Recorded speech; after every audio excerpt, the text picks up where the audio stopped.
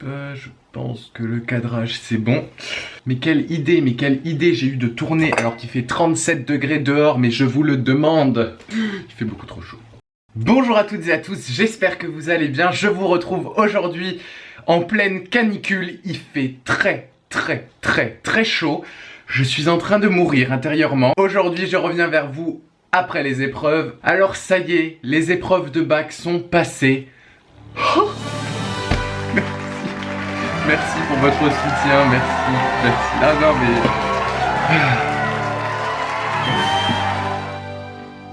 Ah non, Je viens de me souvenir que j'ai encore l'oral dans une semaine, l'oral de français. Hein. Les épreuves écrites sont passées. Cédric Armen m'appelle. Oui, bonjour Arthur. Oui.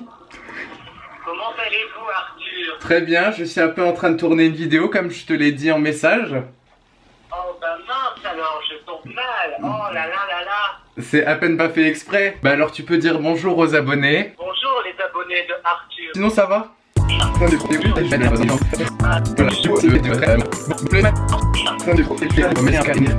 Tu me laisses finir ma vidéo maintenant?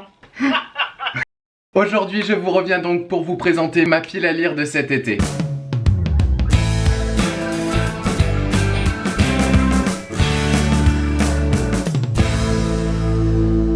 Comment vous dire que j'ai prévu pas mal de lectures, sachant qu'il y a encore des services presse qui ne sont pas arrivés et qui vont se rajouter à la liste. Cet été, j'ai envie de lire énormément de classiques et ma pile à lire est faite entièrement de classiques. Donc il y a 2-3 bouquins que j'ai glissés entre un peu légers comme ça. Le premier livre que je suis actuellement en train de lire, c'est Les Liaisons dangereuses de Laclos et je suis ravi parce que j'avais tellement envie de me plonger dedans et maintenant c'est fait et là je suis vraiment au début et j'accroche à fond.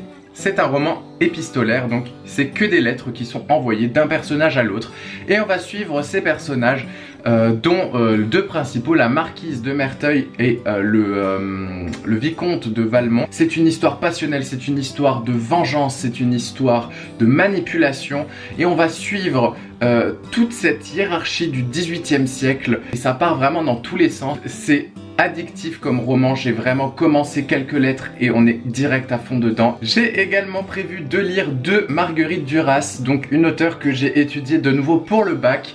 J'ai étudié un extrait de son livre L'amant ou L'amour, je sais plus lequel des deux c'était, et j'avais beaucoup aimé et son style d'écriture m'avait vraiment impressionné. C'était très poétique l'auteur m'intriguait et ses histoires aussi et j'avais vraiment envie de me plonger là-dedans. Et donc j'ai commandé de Marguerite Duras, j'ai demandé conseil à ma prof de français, donc par quel livre de Duras commencer parce que je sais que c'est une auteure qui écrit des livres assez compliqués, assez complexes au niveau des histoires, des fois c'est assez abstrait et elle m'a conseillé de commencer par Un barrage contre le Pacifique et L'amant, donc ces deux livres un peu les plus connus. J'ai donc pris les deux et j'ai prévu de lire les deux. Dans L'amant, elle va donc raconter une histoire d'amour, on s'y attendait un petit peu et il a reçu le prix concours en 1984, c'est vraiment une des auteurs phares du nouveau roman et c'est vraiment une très belle histoire, donc vraiment rien que pour ça j'ai envie de le lire. Dans Un barrage contre le Pacifique, je n'en sais pas trop, il n'y a même pas de résumé derrière, juste pour découvrir le style d'écriture de Marguerite Duras, je vais lire ce livre cet été. Une auteure que je ne connaissais absolument pas et que j'ai eu envie de lire grâce à Margot de la chaîne Margot Liseuse, il s'agit de Virginia Woolf, Mrs. Dalloway, donc c'était dans sa vidéo de ses classiques préférés, je suis tombé dessus une fois en suggestion et je me suis dit ça a l'air génial de nouveau. Et là on est un peu dans la lignée de Madame Bovary de Flaubert que je n'ai pas lu d'ailleurs. J'ai entendu dire que c'était vraiment un roman de nouveau très impressionnant côté écriture, très poétique et c'est une histoire qui défend vraiment la place des femmes dans la société. Donc le roman a été publié en 1925, il raconte la journée d'une femme élégante de Londres. En mêlant impression présente et souvenirs, personnage surgit du passé comme un ancien amour ou un membre de sa famille et de son entourage. Ce grand monologue intérieur exprime la difficulté de relier soi et les autres, le présent et le passé, le langage et le silence, le mouvement et l'immobilité. La qualité la plus importante du livre est d'être un roman poétique, porté par la musique d'une phrase chantante comme elle est. Les impressions y deviennent des aventures. J'ai pas besoin d'en dire plus. Je continue avec La Chute d'Albert Camus, un livre que j'avais très envie de lire, que j'ai reçu pour Noël. Albert Camus, maintenant, c'est un auteur que j'ai découvert à travers plusieurs œuvres. J'ai commencé avec L'Étranger et j'ai lu Les Justes également dans la séquence du théâtre. Et en lecture personnelle, j'ai voulu lire La Peste, que j'ai adoré. Et là, justement, je veux lire La Chute. Là, j'ai envie de voir ce qu'il en est pour les monologues intérieurs. Je vous en ai parlé avant, Gustave Flaubert avec Madame Bovary. Et du coup, je me suis dit, en lecture personnelle, pour cet été, je vais découvrir quand même l'auteur avec un autre de ses livres. J'ai décidé de me lancer dans l'éducation sentimentale. Donc là, comme Madame Bovary, un pavé énorme, environ 550 pages. Et c'est écrit assez petit et vraiment... J'avais envie de découvrir l'auteur et de ne pas m'arrêter sur des préjugés avec Madame Bovary ou avec d'autres livres de Flaubert qui sont très critiqués en disant que c'est très compliqué à lire. Si ça se trouve, ça sera nul, si ça se trouve, ça sera chiant. Mais au moins j'aurais essayé. Au niveau de l'histoire, je vous lis l'arrière, vu que c'est juste une phrase. Frédéric Moreau, jeune bachelier de 18 ans, rencontre une femme dont il rêvera toute sa vie. J'ai acheté 2 Jean-Paul Sartre, donc Les Mains Sales et Les Mots, et j'ai l'intention d'acheter Huis Clos suivi de Les Mouches, qui sera aussi dans ma pile à lire de cet été. Donc parce que j'ai lu quelques Jean-Paul Sartre que j'avais adoré, j'adore vraiment son style d'écriture. Même dans les corpus type bac qu'on avait fait au lycée, dans les corpus, je retrouvais certains de ses textes et je trouvais ça vraiment super. Donc là, on est dans Les Mains Sales, donc derrière c'est juste un extrait. Comme tu tiens à ta pureté mon petit gars, comme tu as peur de te salir les mains, eh bien reste pur. À quoi cela servirait-il et pourquoi viens-tu parmi nous? La pureté, c'est une idée de fakir et de moine. Vous autres, les intellectuels, les anarchistes bourgeois, vous en tirez prétexte pour ne rien faire. Ne rien faire, rester immobile, serrer les coudes contre le corps, porter des gants. Moi, j'ai les mains sales, jusqu'aux coudes, je les ai plongées dans la merde et dans le sang. Ça avait l'air très intense, ça avait l'air très émouvant et ma meilleure amie l'a lu, elle a dit qu'elle l'a adoré du coup. Pour les mots de Jean-Paul Sartre, c'est ici un roman autobiographique. Écoutez-moi ça. J'ai commencé ma vie, comme je la finirai sans doute, au milieu des livres. Stop! Arthur achète. Dans le bureau de mon grand-père, il y en avait partout. Défense était faite de les épousseter, sauf une fois l'an, avant la rentrée d'octobre. Je ne savais pas encore lire que déjà, je les révérais. Ces pierres levées, droites ou penchées, serrées comme des briques sur les rayons de la bibliothèque ou noblement espacées en allées de menhir, je sentais que la prospérité de notre famille en dépendait. Les faux monnayeurs d'André Gide. Donc là, c'est une lecture imposée parce que je vais l'étudier l'année prochaine pour mon bac de littérature.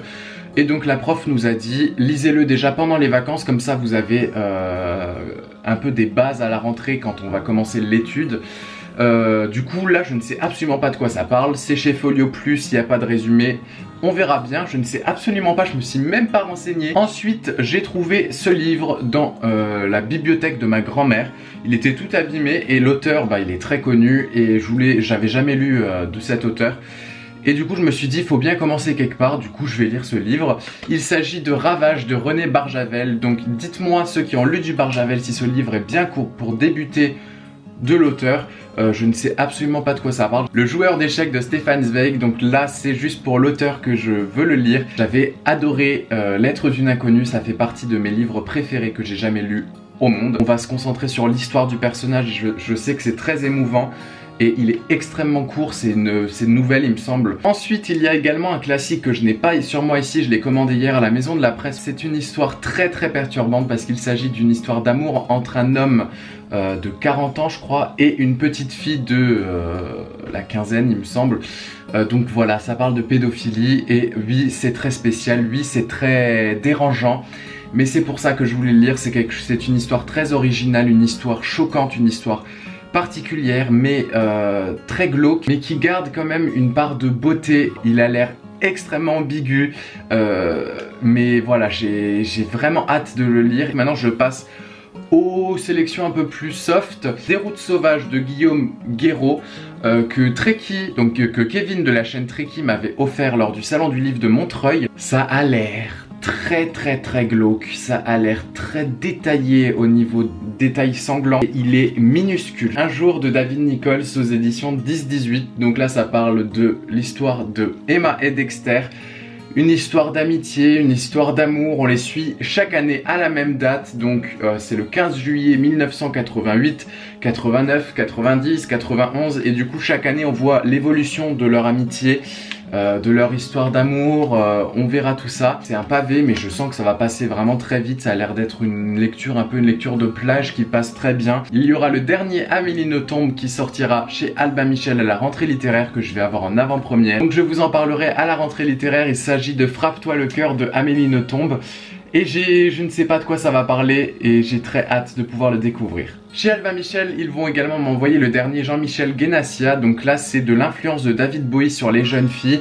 Je vous le mettrai ici. Donc là c'est un livre qui parle d'androgyne, donc c'est de nouveau un sujet quand même très sérieux et j'avais vraiment envie de découvrir comment est-ce que l'auteur se l'est approprié, et j'adore David Bowie aussi. Et enfin le dernier service presse que j'ai demandé cette fois, que je suis allé vers les éditions, c'est Pourquoi les chats vont-ils conquérir le monde, écrit par Ludivine Irola. Donc là c'était vraiment un livre qui avait l'air hilarant, donc ça parle un peu du complot des chats, c'est un livre humoristique, donc l'origine des chats, pourquoi vont-ils dominer le monde, est-ce que votre chat cherche secrètement à vous tuer ou des choses comme ça.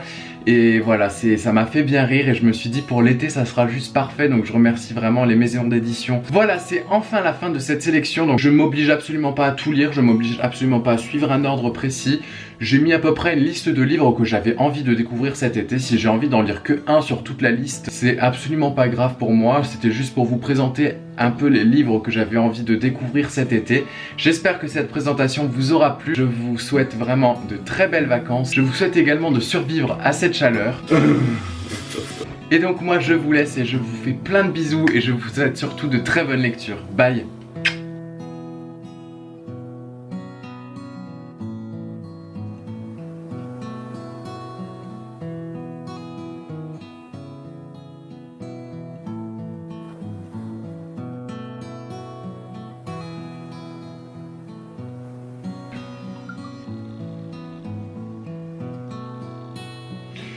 Cédric Armen, je vais chercher du pain, tu n'as besoin de rien.